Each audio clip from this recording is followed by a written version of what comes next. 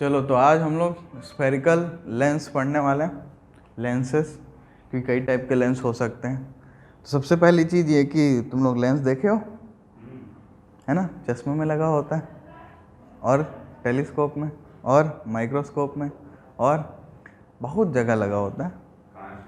तुम्हारे घड़ी में भी लगा हुआ है, एनालॉग में, डिजिटल में भी है। तो लेंस का काम क्या रहता है? वो तो लाइट आराम से एक ट्रांसपेरेंट मीडियम है जिसमें लाइट आर पार हो जाती है।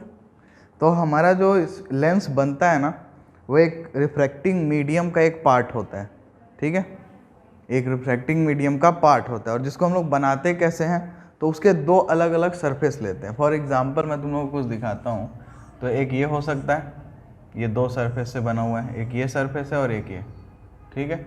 एक ऐसा हो सकता है, ऐसा भी हो सकता है,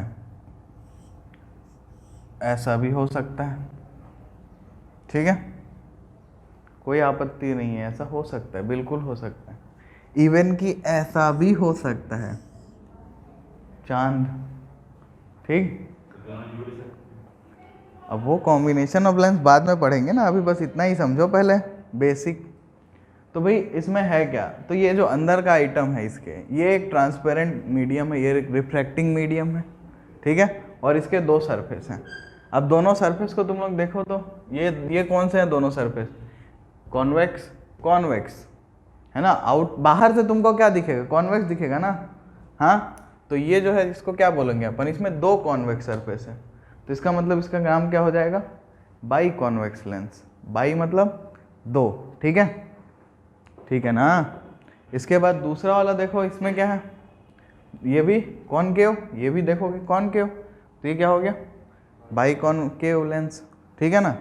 अच्छा इसको देखो, इधर प्लेन है, इधर कॉन्वेक्स है, तो इसका नाम क्या होगा? प्लेनो कॉन्वेक्स लेंस, ठीक है। इसका नाम क्या है? ये प्लेन है, ये कॉनकेव है, तो प्लेनो कॉनकेव लेंस। बताओ कोई दिक्कत है इसमें?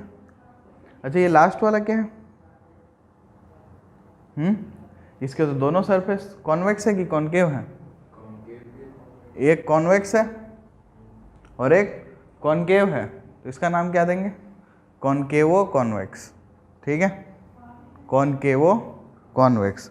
तो देखो बेसिकली हमारे पास दो टाइप का लेंस होता है। पहला जो टाइप है वो है कॉन्वेक्स और दूसरा जो टाइप है वो है कॉनकेव, ठीक।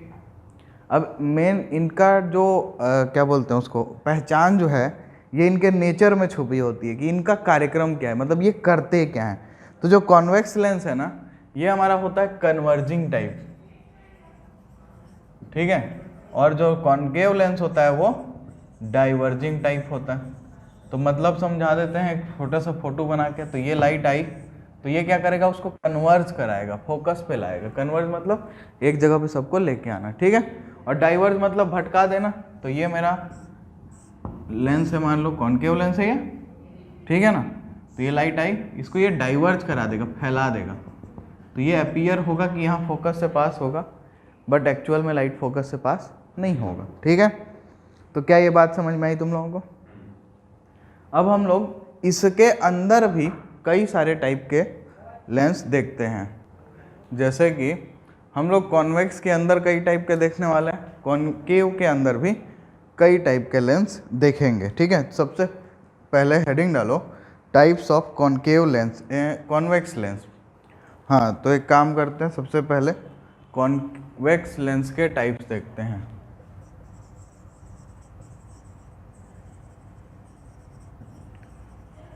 तो इसमें सबसे पहले तो ये प्यारा सा आएगा ही, इसको कोई हटा नहीं सकता, है ना। इसका नाम क्या है? इसका नाम है बाई कॉन्वेक्स लेंस या फिर डबल कॉन्वेक्स लेंस, ठीक है, एक ही मतलब है। तो इसके दोनों के दोनों सरफेस जो हैं वो कैसे हैं? कॉन्वेक्स सरफेस है, कोई दिक्कत नहीं। और ये किस टाइप का लेंस है? तो ये कन्वर्जिंग लेंस है, ठीक है ना। तो जितने भी कन्वर्जिंग लेंस हैं वो कॉन्वेक्स लेंस की कैटेगरी में आने वाले हैं। तो अगला जो इसमें रहेगा वो हमारा ये होगा प्लेनो कॉन्वेक्स लेंस। ये भी एक कन्वर्जिंग लेंस है, ठीक है। कारण सोचने का इंटरेस्ट होगा तो देख लेना, ये जो क्या रेयरर मीडियम से डेंसर मीडियम में जाओगे, किधर बेंड होगे? ठीक। और टुवर्ड्स द नॉर्मल जब बेंड हो जाओगे तो ये प्लेन लेंथ है, ये तो कुछ करना नहीं है, तो उधर जाने देगा तुमको, जाते जाओ फिर। ठीक है, तो पहुंच जाओगे जहां तुमको जाना है। ठीक है, एक और होगा अपना तीसरा टाइप जो है ये। ठीक है, इसमें एक सरफेस कैसी है? कॉनकेव, दूसरी सरफेस क्या है? कॉन्वेक्स। तो इसका नाम क्या होगा? कॉनकेवो कॉन्वेक्स। कॉनकेवो कॉन्वेक्स। ये कैसा है? Plano convex. और ये कैसा है तुम्हारा? By convex. ठीक है, इसमें कोई दिक्कत? तो इसी तरीके से हम लोग कॉनकेव लेंस का भी देख सकते हैं, ये टाइप्स ऑफ कॉन्वेक्स लेंस, या फिर तुम लोग लिख सकते हो कन्वर्जिंग लेंस। ठीक है, तो अब इसी तरीके से हम लोग टाइप्स ऑफ कॉनकेव लेंस देखते हैं। तो भाई ये कैसे लेंस होंगे? ये सारे के सारे डाइवर्जिंग टाइप होंगे। ठीक है ना? तो पहला तो ये प्यारा सा जो तुम लोग बचपन में देख के आए हो मेरे हिसाब से, कक्षा 10वीं में, है ना?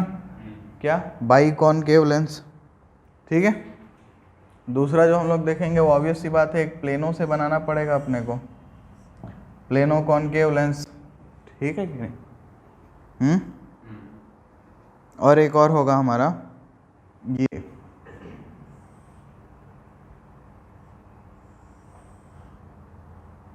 अब इसमें देखो, इसमें एक सरफेस कॉन्वेक्स है, एक सरफेस कॉनकेव है, तो इसको हम लोग क्या बोलेंगे? कॉन्वेक्सो कॉनकेव। क्या बोलेंगे? कॉन्वेक्सो कॉनकेव। कोई दिक्कत?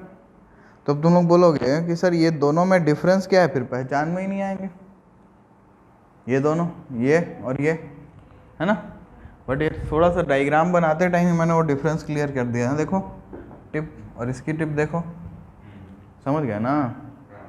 ठीक है, तो अब सवाल ये है कि इससे रिलेटेड जो डेफिनेशंस है उनको देखना है अपने को। तो मैं पहले दो बड़ा बड़ा कॉनकेव और कॉन्वेक्स लेंस बना देता हूँ, फिर सबका एक साथ बात कर लेंगे। चलो, तो अब एक काम करते हैं, ये हमारे पास एक कॉन्वेक्स लेंस, ये बाई कॉनकेव लेंस। अब इनकी बात की जाए, अब देखो यार ये स्फेरिकल लेंस है ना दोनों, ऑब्वियस ही बात है, स्फीयर का पार्ट है। भाई देखो ऐसा एक है, इसको यहाँ से काट लो। अब दोनों को अगर ऐसे जोड़ दोगे तो ये बन जाएगा, उल्टा करके जोड़ दोगे तो ये बन जाएगा। ठीक है ना? हाँ, पक्का ना? तो ये इसका सेंटर होगा। तो इसका मतलब ये वाला जो सरफेस है इसका यहाँ पे मिलेगा फोकस, यहाँ मिलेगा सेंटर। तो क्या मैं इसको F1C1 लिख दूँ? क्योंकि ये वाले का भी इधर मिलने वाला है सेम टू सेम F2C2, हाँ या नहीं? तो इसके लिए ये वाले भाई साहब का इधर F1C1 और इसका F2C2। ठीक है, अब प्रिंसिपल एक्सिस कोई डिफाइन करने वाली चीज़ तो है नहीं इसमें। सबसे मेन चीज़ ये याद रखना, ये जैसे मिरर में तुम्हारा पोल होता है वैसे ही इसमें तुम्हारा ऑप्टिकल सेंटर होता है। क्या होता है? Optical centre. ओ क्या है तुम्हारा? Optical centre. तो इसकी सबसे बड़ी खासियत क्या होने वाली है कि जितनी भी डिस्टेंस हम मेज़र करने वाले हैं वो कहाँ से नापेंगे? ऑप्टिकल सेंटर से। ठीक है ना? बाकी ये बहुत पतला होता है, तो इसलिए तुम लोग ये टेंशन मत लेना कि सर इसका क्या। ठीक है, हम थिन लेंस की बात करते हैं। जब तुम फार्मूला भी पढ़ोगे ना तो फार्मूले में भी हम बोलेंगे it is thin lens formula. आई बात समझ में? ठीक है, तो इसमें ऑप्टिकल सेंटर तो समझ में आ गया तुम लोगों को। रेडियस ऑफ कर्वेचर का क्या बोलोगे भाई? कि जिस सरफेस का पार्ट है उसका रेडियस। भाई ऑब्वियस सी बात है, अगर इस यहाँ से काट के लाए हो तो जो इसका रेडियस होगा वही इसका रेडियस ऑफ कर्वेचर होगा, हाँ या नहीं? कोई दिक्कत इस बात से? तो अगर डेफिनेशन चाहते हो तो किताब में लिखा हुआ है, पढ़ लेना, मतलब लिख लेना कॉपी में। क्या लिखा है? Radius of curvature of spherical lens of the surface of lens is the radius of sphere of which the surface forms a part. मतलब उस स्फीयर का रेडियस जिसका हमारा लेंस एक टुकड़ा है। ठीक है ना? इसी तरीके से प्रिंसिपल एक्सिस की बात करें तो हमारे पास दो सरफेस है, दोनों के सेंटर्स को ज्वाइन करने वाली लाइन क्या होगी? प्रिंसिपल एक्सिस, ठीक है ना? कोई दिक्कत इस बात में? अच्छा, ऑप्टिकल सेंटर क्या होता है? तो ये जो है ये सेंटर पॉइंट है, और इसकी खासियत ये है कि अगर इस पॉइंट से रिफ्रैक्शन होगा ना तो अगर इस लाइन पे लाइट आएगी तो उसको कुछ नहीं होगा, उसको कुछ नहीं होगा, मतलब न तो रिफ्रैक्शन होगा न तो रिफ्लेक्शन, तो होना ही नहीं यहाँ पे। तो जैसे लाइट ऐसे आई तो ऐसे चली जाएगी। तो इट्स लाइक जैसा बिहेवियर जो इसका है वो सेंटर ऑफ कर्वेचर मिरर के जैसा है, क्योंकि मिरर के सेंटर ऑफ कर्वेचर से जो लाइट आती थी वो वापस वहीं से रिटर्न। तो यहाँ पे रिटर्न का स्कीम नहीं है, यहाँ कोई फ़र्क नहीं पड़ेगा। वो बोलेगा ऐसे जाएगा, बोलेगा लेंस हट, चल दिया, मतलब इच नहीं है, इग्नोर कर देते हो जैसे तुम लोग काफ़ी टाइम, ठीक है ना, पढ़ाई को। तो बताओ इसमें कोई दिक्कत? चलो इसके अलावा इसमें दो प्रिंसिपल फोकस है ना? तो दोनों की डेफिनेशन क्या होगा भाई? एक पार्ट का फोकस है, तो अगर इस पार्ट पे लाइट पड़ रही होगी तो ये इस पार्ट पे लाइट पड़ेगी तो लाइट ऐसे जाएगी, ऐसे डाइवर्ज हो जाएगी तो इस फोकस से आती मिलेगी। इस पार्ट पर लाइट पड़ेगी तो ऐसे डाइवर्ज होगी, इस फोकस से आती मिलेगी। इसका स्कीम क्या होगा? अगर देखो इस पार्ट पे लाइट पड़ेगी तो इसका फोकस ये होगा, ऑब्वियस सी बात है, तो ये लाइट को यहाँ फेंकेगा, इधर से आई तो यहाँ फेंकेगा। अब इसको लिखना थोड़ी ना है यार, ये तो तुम लोग समझ चुके हो, कोई दिक्कत? अब फोकल लेंथ क्या होगा भाई? तो distance of focus from optical centre, बहुत बढ़िया, ठीक है। ऑब्वियसली दोनों साइड का इक्वल होगा, हमारे सिलेबस के हिसाब से तो इक्वल ही होगा, ठीक है। बताओ इसमें कोई दिक्कत? इसके बाद एक जो तुम लोगों को डराता है शब्द, एपर्चर। एपर्चर क्या होगा भाई? मिल गया एपर्चर, ठीक है ना? डायमीटर है मिरर का, इसमें कोई दिक्कत है क्या? ठीक। अब अगर मिरर का साइन कन्वेंशन सबको याद है ना, क्या था? लाइट के साथ पॉजिटिव, लाइट के अपोजिट नेगेटिव। तो यहाँ क्या बदलने वाला है स्कीम? नहीं, साइन कन्वेंशन वही है, लाइट के साथ पॉजिटिव, लाइट के अपोजिट नेगेटिव, ठीक है ना? और ऊपर पॉजिटिव, नीचे नेगेटिव, ठीक है ना? तो साइन कन्वेंशन अलग से मैं लिखवाऊँ क्या मतलब, तुम लोग जानते हो, ठीक है कि नहीं? तो अब इसके बाद हम लोग स्टार्ट करेंगे refraction at convex spherical surface. फिर कॉन्वेक्स जो है वो कन्वर्जिंग है, तो उसमें जो हमारे केसेस बनेंगे वो बनेंगे 4। फिर कॉनकेव की बात करेंगे, कॉनकेव जो है वो डाइवर्जिंग है, तो कितने केस बनेंगे? 2, ठीक है। तो उन सारे केसेस पे हम डिराइव करेंगे रिफ्रैक्शन का फॉर्मूला। तो ये थोड़ा इंटरेस्टिंग है क्योंकि मैं एक ही कराऊंगा, बाकी 3 तुमको खुद करना है। फिर मैं कॉनकेव का भी एक कराऊंगा, फिर अगला वाला खुद से करना है। तो मजदूरी काफ़ी ज़्यादा है, मेहनत कम, मतलब मेरी मेहनत कम है, आपकी ज़्यादा, ठीक।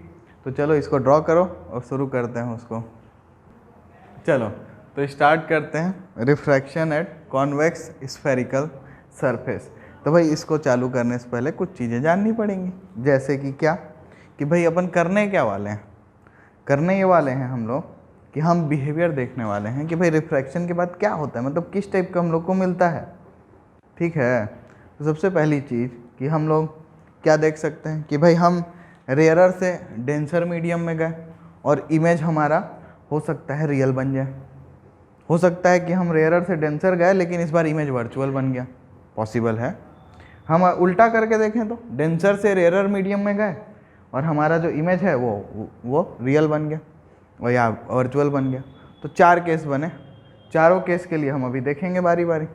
तो इसके लिए अपन क्या करेंगे, कुछ चीज़ें दिमाग में डाल लेनी है। सबसे पहली चीज़ क्या कि भाई सारी डिस्टेंस कहाँ से नापनी है? ऑप्टिकल सेंटर से, ठीक है। ये पहली चीज़ तुम्हारे दिमाग में रहनी चाहिए। दूसरी चीज़ क्या? लाइट के साथ पॉजिटिव, लाइट के अपोजिट नेगेटिव, ये होना चाहिए। सबसे मेन चीज़ जो है वो है कि हम असल दुनिया में नहीं हैं, हम किस में हैं? स्ट्रॉबेरी दुनिया में, सपनों की दुनिया में। तो इसमें क्या होता है? इसमें ये होता है कि जो भी ऑब्जेक्ट होगा ना वो हमेशा लेंस के प्रिंसिपल एक्सिस पे रखा होगा। ज़रूरी थोड़ी ना रखना, लेकिन हमको रखना पड़ेगा क्योंकि हम कहाँ हैं? स्ट्रॉबेरी दुनिया में है, ठीक है। दूसरी चीज़ ये कि हमारा जो लेंस है वो बड़ा नहीं है, वो बहुत ही छोटा है, वो भी बहुत छोटा है, मतलब उसका एपर्चर बहुत छोटा है, एपर्चर इज़ वेरी स्मॉल, ठीक है। इसके अलावा सबसे मतलब एक अनरियलिस्टिक टाइप का अप्रोक्सीमेशन एजम्पशन हम लोग लेने वाले हैं कि जितनी भी लाइट ऐसे तुम्हारी बेंड होके आने वाली है ना, अरे ये बन नहीं रहा है, तो समझ रहे हो ना, तो ये जो लाइट आएगी, ये जो एंगल यहाँ बनेगा ना, this is very very small, very very very small, ठीक है। इतना छोटा है ना कि हम लोग यूज़ कर सकते हैं स्मॉल एंगल अप्रॉक्सीमेशन। क्या यूज़ कर सकते हैं हम लोग? Small angle approximation. और ये चमत्कार बहुत ही थोड़ी दूर होता है, ये चमत्कार बहुत ही थोड़ी दूर पे ये पॉसिबल होता है, मतलब जीरो से बहुत छोटे एंगल के लिए ही पॉसिबल होता है। तो इस स्मॉल एंगल अप्रॉक्सीमेशन में तुम लोगों को मैं जो बताना चाहता हूँ वो बस इतना है कि स्मॉल एंगल जब होता है, when theta is very small, तो हम क्या करते हैं, हम tan थीटा को ना अप्रॉक्सीमेटली इक्वल टू थीटा मान सकते हैं, approximately. This is our small angle approximation, जो यहाँ पे हम लोग बार बार यूज़ करेंगे। बट असल दुनिया में ट्रू नहीं है, क्योंकि अगर तुम देखो जब थीटा 90 होता है, थीटा इज π/2, तो हमारा tan थीटा कितना होता है? 1, हाँ सॉरी π/4, π/4 पे 1 होता है। π/4 की वैल्यू बताओ, 3.14 डिवाइडेड बाई 4, ये 1 से छोटा आएगा, है ना। तो इसलिए हम लोग यहाँ पे स्मॉल एंगल अप्रॉक्सीमेशन की बात करेंगे। इसके अलावा π/2 पे हमारा थीटा कितना होता है? tan π/2 कितना होता है? इन्फिनिटी। और ये क्या है? 3.14/2 समथिंग अराउंड 1 पॉइंट समथिंग। और इन्फिनिटी कभी इक्वल होगा क्या? नहीं होगा ना, नहीं होगा ना। तो इसीलिए स्मॉल एंगल अप्रॉक्सीमेशन सिर्फ तभी वैलिड है जब थीटा इज वेरी स्मॉल। क्या ये बात समझ में आई? ठीक है। तो अब हम लोग चारों केस को बारी बारी ले लेते हैं और शुरू करते हैं। तो सबसे पहला जो हम लोग केस लेने वाले हैं वो ये है कि ऑब्जेक्ट जो है वो रेयरर मीडियम है, ऑब्जेक्ट जो है वो रेयरर मीडियम में है, और इमेज कहाँ बना? डेंसर मीडियम में। इमेज कहाँ बना? डेंसर मीडियम में। और इमेज कैसा बना? रियल इमेज बना, ठीक है। तो क्या सबसे पहला केस हम लोग क्या ले रहे हैं? ऑब्जेक्ट कहाँ पे है? Rarer medium. इमेज कहाँ पे है? Denser medium. और इमेज का नेचर कैसा है? रियल इमेज है, ठीक है। अब इसको तुम लोग शब्दों में लिख सकते हो। क्या लिखोगे शब्दों में?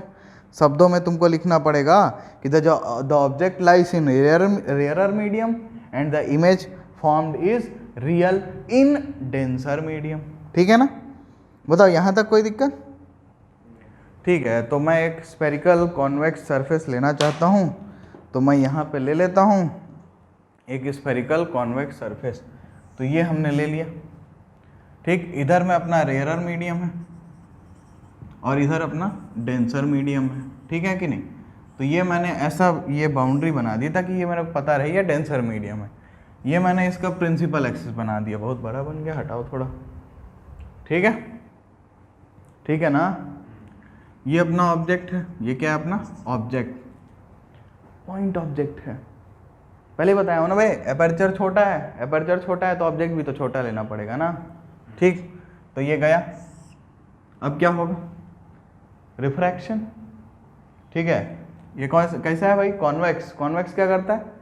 कन्वर्ट्स करता है। कहाँ कन्वर्ट करेगा? फोकस पे। फोकस कहीं यहीं होगा, ठीक है ना, ठीक है। तो हम मान लेते हैं, बट ये फोकस पे नहीं करेगा, जरूरी थोड़ी ना है। क्यों? क्योंकि हम इमेज की बात कर रहे हैं, ये हमारे इमेज की लोकेशन है। तो यहाँ ना इमेज रियल बनने की कंडीशन ये है, थोड़ा दूर बनाना पड़ेगा अपने को इसको, ताकि मैं आराम से इसको बना सकूँ। तो यहाँ अपना इमेज बना है, ठीक है। और बीच में यहाँ पे कहीं पे सेंटर ऑफ कर्वेचर है, क्या है? सी है। कोई दिक्कत? ठीक है ना। और ये अपना ऑप्टिकल सेंटर है, बताओ इसमें भी कोई दिक्कत? ठीक। अब ऐसा करते हैं, यहाँ से एक लाइट ऐसे सी पे बना देते हैं, ठीक है। अब जो काम है वो ये है कि भाई ये नॉर्मल होगा, लाइट को रेयर से डेंसर जाने में टूवर्ड्स नॉर्मल बेंड होना था, हो गई लाइट, इमेज बन गई, कोई दिक्कत इस बात से, ठीक। अच्छा, अब इस पॉइंट को अपन m ले लेते हैं, यहाँ से एक नॉर्मल ड्रॉ करते हैं, यहाँ m मिलेगा और इस पॉइंट को n एज्यूम कर लेते हैं। बताओ कोई दिक्कत है इस चीज़ से तुम लोगों को, ठीक। अब ऑब्जेक्ट वाली जो रे है उसका एंगल अल्फा ले लो, कोई बुराई, ठीक। इमेज का एंगल बीटा ले लो, कोई दिक्कत, और सेंटर ऑफ कर्वेचर का एंगल गामा ले लो। बताओ कोई दिक्कत, ठीक है कि नहीं? तो भाई यहाँ तक तो तुम लोगों को कोई दिक्कत नहीं है, ठीक है ना। अब मैं तुम लोगों से जानना चाहता हूँ, उससे पहले कुछ और लिख लेते हैं। क्या? देखो ये रे गई, ये नॉर्मल है, तो ये एंगल ऑफ इंसिडेंस होगा कि नहीं? ये नॉर्मल है, ये नॉर्मल है, ये रिफ्रैक्टेड रे, तो ये आर होगा कि नहीं? बोलो, एंगल ऑफ रिफ्रैक्शन होगा कि नहीं? ठीक है ना। अब तुम लोगों को अपना बुद्धि का प्रयोग करना है। बुद्धि का प्रयोग करने के लिए क्या है, अपने को एक ट्राइंगल दिख रहा है, ONC दिख रहा है क्या? अच्छा, इसमें एक चमत्कारी चीज़ मेरे को ये दिख रही है कि ये अल्फा और ये गामा और ये इनके अपोजिट एंगल का एक्सटीरियर एंगल आई है, हाँ या नहीं? सबको दिख रहा है? तो अगर मैं बोलूँ कि फ्रॉम एक्सटीरियर एंगल प्रॉपर्टी मैं लिख सकता हूँ क्या I is equal to alpha plus gamma? बताओ ठीक है कि नहीं? अच्छा, दूसरे वाले को देखो, दूसरे वाले को देखो, तो दूसरा क्या है अपना? देखो यहाँ देखो, NCI, इस ट्राइंगल की बात करें तो R plus beta is equal to gamma, हाँ या नहीं? भाई ये दोनों एंगल, इनका अपोजिट एंगल का एक्सटीरियर एंगल, फिर से तो फ्रॉम अगेन कहाँ से? एक्सटीरियर एंगल प्रॉपर्टी से क्या लिखेंगे अपन? Gamma is equal to R plus beta, ठीक है कि नहीं? पक्का? अच्छा, अब ये रिफ्रैक्शन हो रहा है तो हम लोग क्या यूज़ कर सकते हैं? स्नेल्स लॉ यूज़ कर सकते हैं क्या?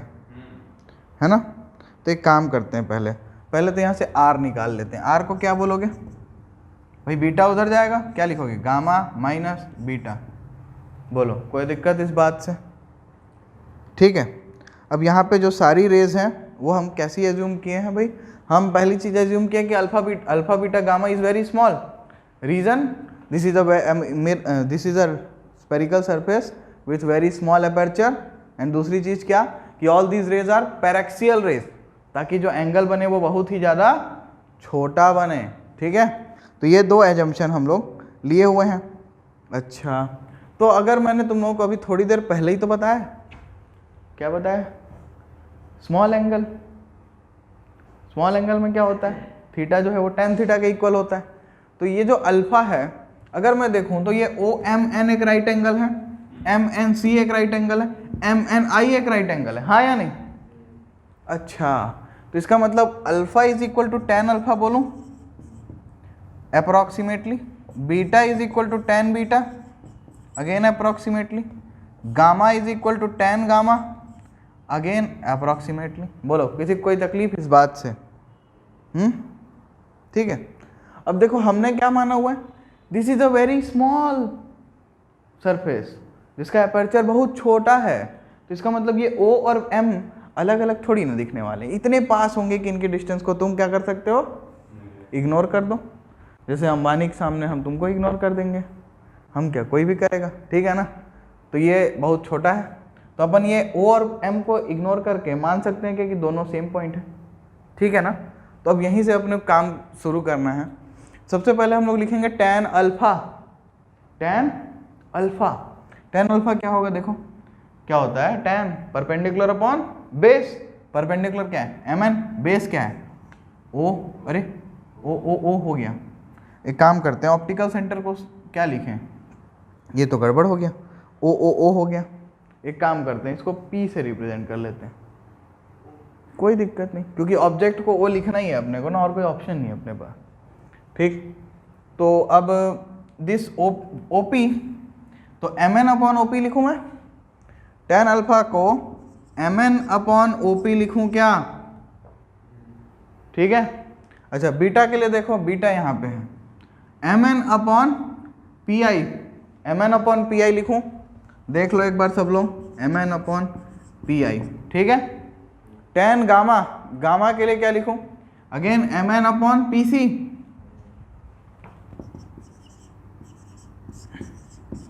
ठीक है कि नहीं बताओ।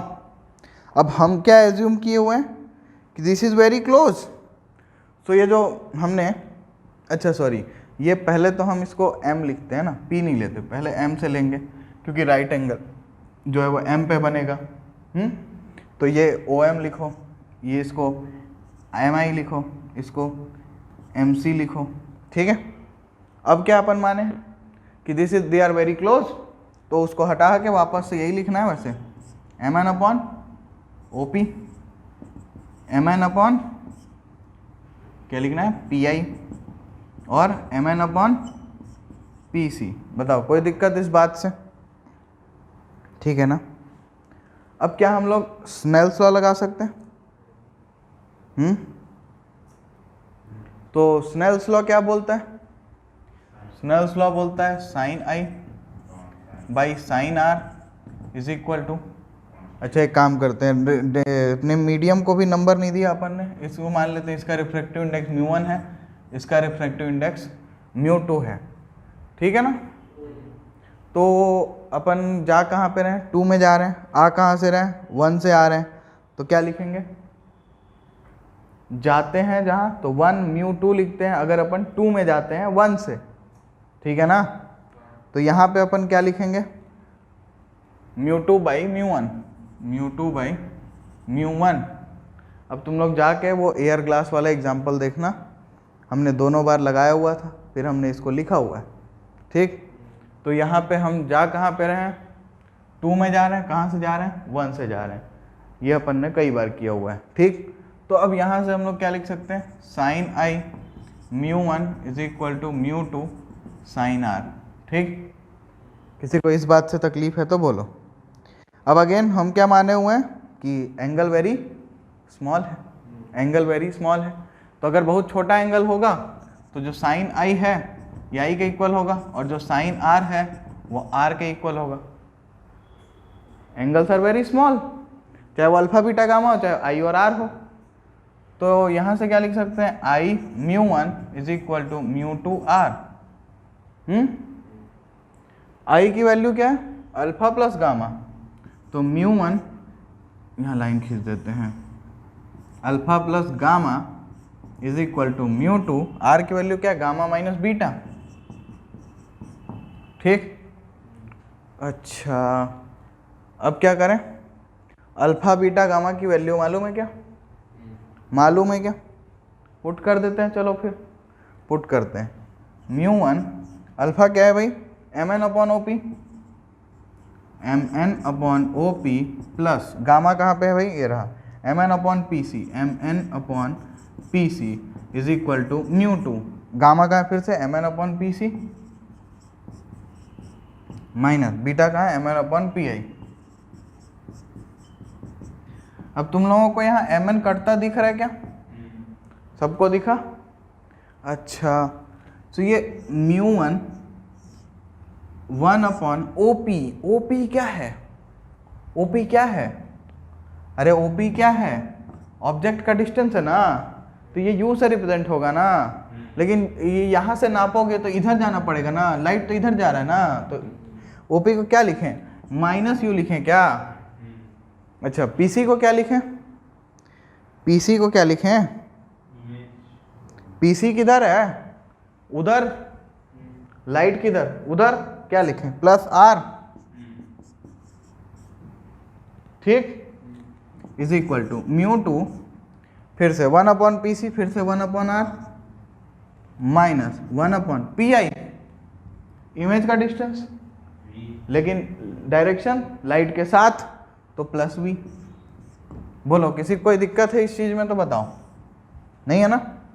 अब देखो ये आइटम, इसको उधर पार्सल कर सकते हैं, बट तुम लोग अभी कंफ्यूज हो जाओगे, तो इसलिए मैं इसको क्या लिख सकता हूँ, माइनस μ1 अपॉन U, ठीक है, minus μ1 upon U plus μ1 upon R is equal to μ2 upon R minus μ2 upon V.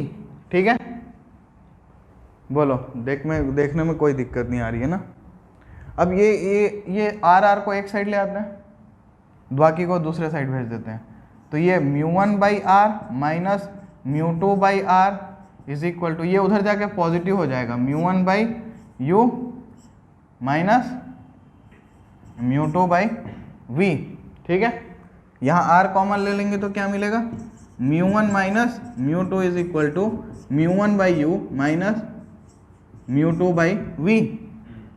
ठीक है, तो इसको फाइनली क्या लिखेंगे, μ1 by U minus μ2 by V is equal to μ1 minus μ2 by R. हाँ ठीक है, सो बताओ इसमें किसी को कोई दिक्कत? बोलो। ठीक है, अब देखो इसमें तुम्हारा जो बुक में जो लिखा हुआ है ना वो ऐसा लिखा हुआ है। बुक में क्या लिखा हुआ है मैं लिख दे रहा हूँ। बुक में लिखा हुआ है μ2 by V minus μ1 by U is equal to μ2 minus μ1 by R. अब अगर किसी को ये दोनों सेम नहीं दिखते so they can go to some mental asylum, क्योंकि बेटा माइनस ही तो मल्टीप्लाई करना है दोनों साइड में, एक ही मतलब तो है। हमने जो यहाँ पे क्या किया, हमने इधर में किसको भेजा, इसको उधर भेज दिया, इन्होंने इसको इधर भेज दिया, इसको उधर भेज दिया, क्या ही फर्क पड़ता है यार, एक ही बात तो है दोनों।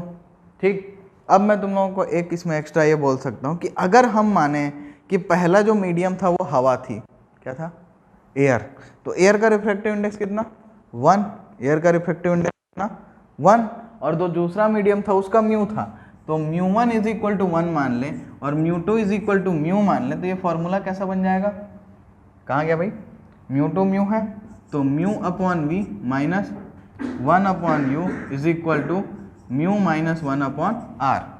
ठीक है, तो ये कब के लिए है, ये स्पेशल केस है इसका, जब हम एयर से किसी मीडियम में जाएंगे।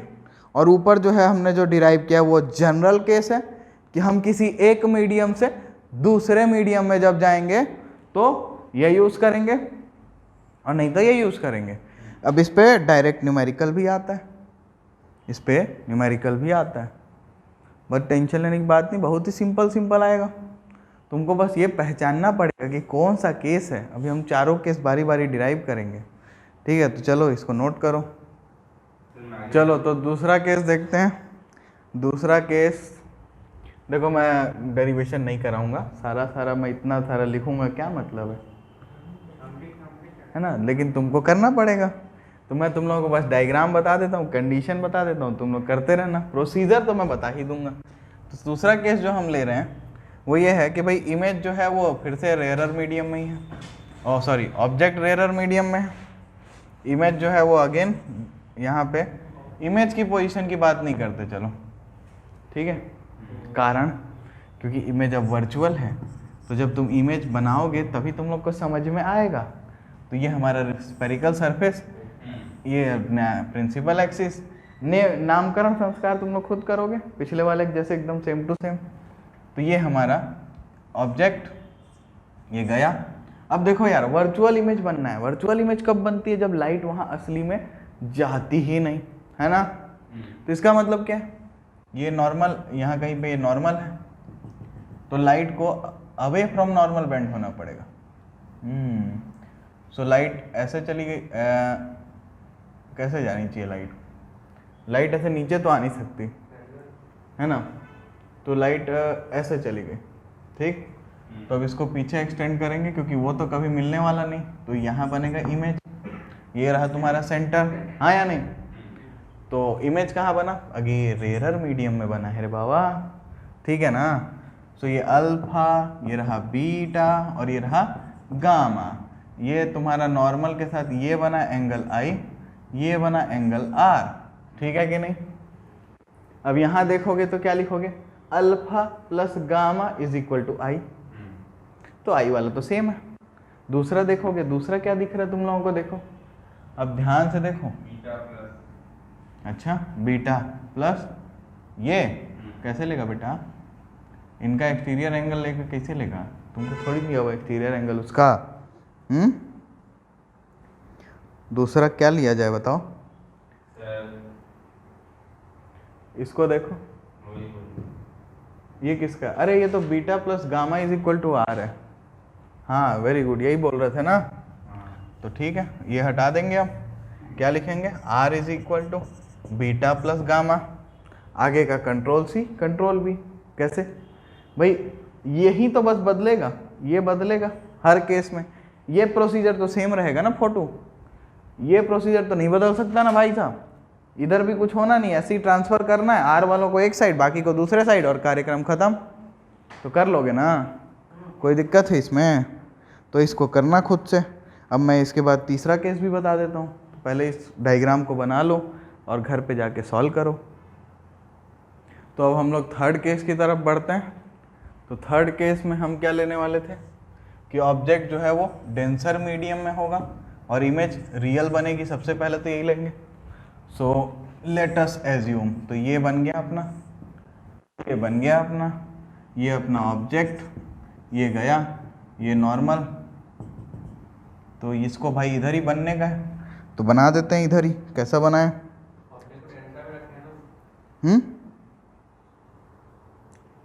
अरे एक सेकेंड, इसमें तो अपने को ऑब्जेक्ट को डेंसर में रखना है ना, तो ऑब्जेक्ट को इधर रखना पड़ेगा, गड़बड़ हो गया। एक काम करते हैं, उल्टा ही कर देते हैं, इमेज को इधर लेंगे तो तुम लोग कंफ्यूज हो जाओगे।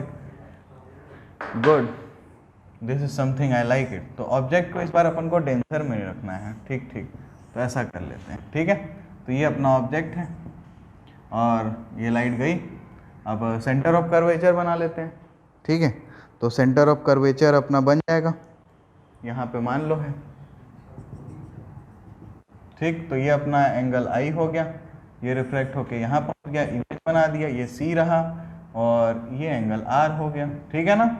सो ये दिस इज अल्फा, बीटा और गामा, ठीक है ना। अब फिर से देखते हैं, हाँ इमेज कहाँ बन रहा है भाई, ये डेंसर मीडियम है, ये रेयरर मीडियम है, ठीक है ना। ये डेंसर मीडियम है और ये रेयरर मीडियम है, ठीक। और डेंसर मीडियम का रिफ्रैक्टिव इंडेक्स हम लोग μ2 लेके चले हुए हैं और रेयरर का μ1 लेके चले हुए हैं, ठीक। तो आगे की स्कीम क्या है भाई,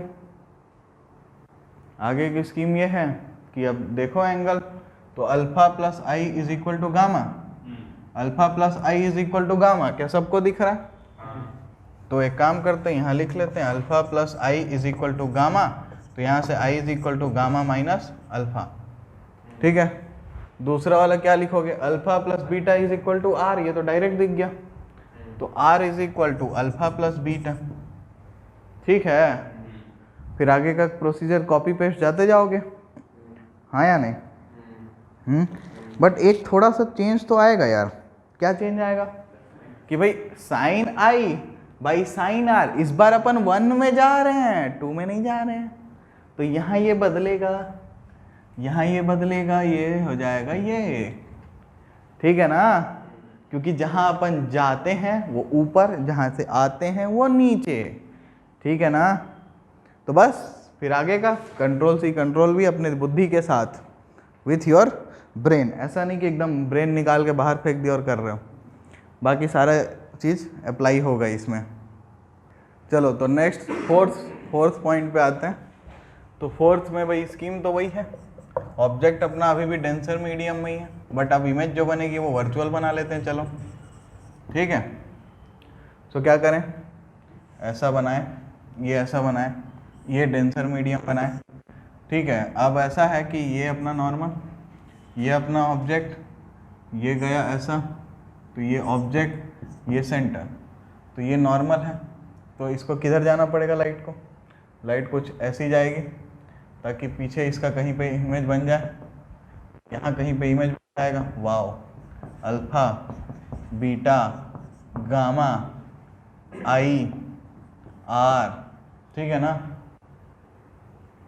दिस एंगल इज, देखो ये है वर्टिकली अपोजिट एंगल से, ये भी आर हो जाएगा। अब इसमें देखोगे तो क्या लिखोगे, gamma plus I is equal to alpha, है ना। तो क्या लिखोगे, gamma plus I is equal to alpha, तो I is equal to alpha minus gamma, ठीक है। दूसरा देखते हैं, beta plus are is equal to gamma, दिख रहा है क्या, beta plus are is equal to gamma, तो R is equal to gamma minus beta, ठीक है ना। फिर आगे का प्रोग्राम तो सेम टू सेम है ना, कर लोगे ना, कोई दिक्कत, ठीक है। तो सबको ट्राई करो। अब इसके बाद कॉनकेव का भी देख लेते हैं प्रोग्राम, उसमें भी सेम है। तो दो है उसका केस, ठीक है, क्या कि भाई रेयरर से डेंसर या फिर डेंसर से रेयरर। भाई इमेज तो हमेशा वर्चुअल ही बनने वाली है, ठीक, क्योंकि ये डाइवर्जिंग लेंस है, ठीक है ना। तो ये कन्वर्ज करा के ला तो पाएगा नहीं कभी एक्सिस पर रियल इमेज बनाने के लिए। तो दोनों केस को अपन फटाफट फोटो बना लेते हैं। चलो तो अब कॉनकेव स्फेरिकल सरफेस के लिए पहला केस लेते हैं। तो ऑब्जेक्ट को हम रेयरर मीडियम में ले लेते हैं, पहला केस, ठीक है ना।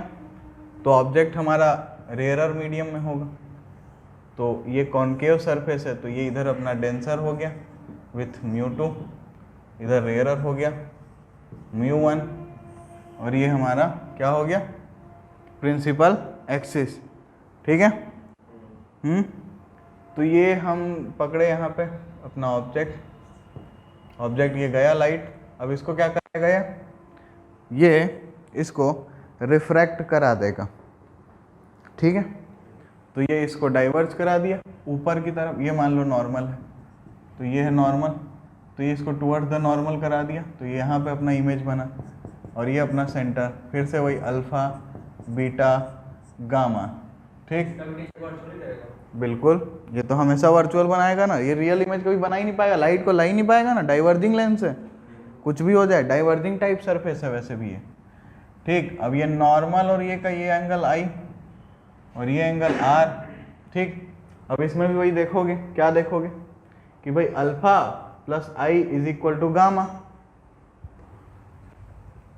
Alpha plus I is equal to gamma, तो I is equal to gamma minus alpha, ठीक। दूसरा देखोगे क्या, दूसरा कौन सा देखोगे, बीटा के साथ देखोगे, तो बीटा और दूसरा एंगल तुम्हारे पास क्या मिलेगा इसमें, दूसरा ट्रायंगल कौन सा देखें इसी में, देखो तो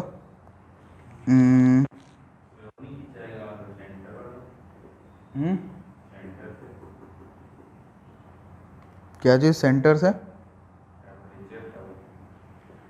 देखो ये जो रे है वो कौन सी वाली है, यहाँ वाली, और ये है, तो ये जो एंगल होगा ये आर होगा, ठीक है। इमेज को थोड़ा सा बड़ा करके देखना, दिखेगा ये पूरा आई है, लेकिन ये जो छोटा ये वर्चुअली क्या बोलते हैं इसको, वर्टिकली अपोजिट एंगल। तो देखो ना ये वाली लाइट कैसे जा रही है, ये देखो ये लाइन है और ये नॉर्मल वाली लाइन है, तो ये दोनों लाइन के बीच में ये एंगल और ये एंगल इक्वल बनेगा, तो ये आर होगा। तो अब यहाँ से beta plus are is equal to gamma लिखेंगे, तो ये लिखा हुआ है, तो ये है। आगे का प्रोग्राम क्या है, यहाँ बस चेंज होगा, ये क्या रहेगा μ2 बाई μ1, क्योंकि जा किस में रहे हैं, 2 में जा रहे हैं, जा किस में रहे हैं, 2 में जा रहे हैं, ठीक है ना। फिर आगे का प्रोग्राम तो वही है भाई कि अल्फा लेना, बीटा लेना, गामा लेना, tan alpha tan beta tan gamma, ठीक है। तो कर लेना, ठीक है। बस ध्यान ही रखना साइन कन्वेंशन गड़बड़ मत करना। अब एक लास्ट केस लेते हैं, इसको पहले ड्रॉ कर लो। तो अगला केस लेते हैं हम लोग। अब यहाँ पे ऑब्जेक्ट को हम रखेंगे डेंसर मीडियम में, और इमेज फिर तो बनना वर्चुअल ही है भाई। इसमें इमेज का जो पोजीशन है वो तुम लोग अपना फ़ोटो के हिसाब से बता सकते हो। तो ये हमारा हो गया ऐसा, ये ऐसा, ये ऐसा, ठीक, कोई दिक्कत। ये अपना ये गया और ये अपना यहाँ से आ गया सी, ठीक है ना, ये नॉर्मल है। अच्छा, तो ये एंगल आई हो गया। अब इमेज जो है वो कैसी जाएगी, अवे फ्रॉम नॉर्मल इसको जाना पड़ेगा, ठीक है। तो अवे फ्रॉम नॉर्मल ये गई, तो यहाँ कहीं पे आके मिलेगा। तो यहाँ अपना ऑब्जेक्ट है, ये अपना इमेज बन गया। अब ये अल्फा हो गया, ये बीटा हो गया, ये गामा हो गया, ठीक है। तो आगे का प्रोसीजर तुम लोग खुद से देख सकते हो। ये एंगल आर है, ये वाला खुद से करना इस बार, ये मैं नहीं बता रहा हूँ इसके लिए। बाकी यहाँ पे स्कीम तुम्हारी बदलेगी, क्योंकि अब तुम जा रहे हो कहाँ पे, 1 में जा रहे हो, रेयरर में जा रहे हो, कहाँ से जा रहे हो, डेंसर से जा रहे हो, तो μ1/μ2 हो जाएगा। ठीक है, तो इसको तुम लोग आराम से कर सकते हो। अब 6 केस में एक केस हमने क्लास में डिराइव किया, बाकी 5 केस तुमको घर जाके डिराइव करना है और उसका आंसर बुक में लिखा हुआ है, उससे मैच कर लेना। नहीं होता है तो हम अगली क्लास में मिलेंगे तो देखेंगे। चलो फिर एंजॉय करो।